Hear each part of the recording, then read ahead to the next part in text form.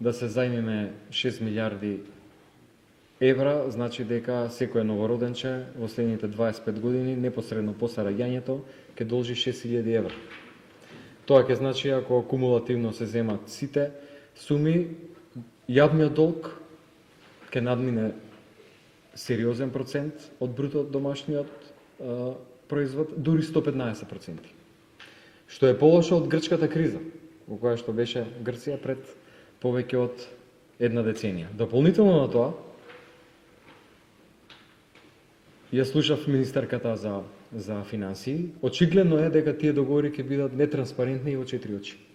Ќе бидат британски фирми, таа се обиде да каже дека ќе важи законот за јавни набавки, ние направивме проверка, нема да важи законот за јавни набавки.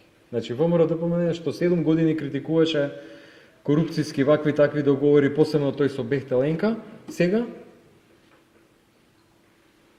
остава простор за сериозен сомнеж за корупцијски проекти. Дополнително ние не знаеме што се крие во политичкиот договор во контекст на бегалците.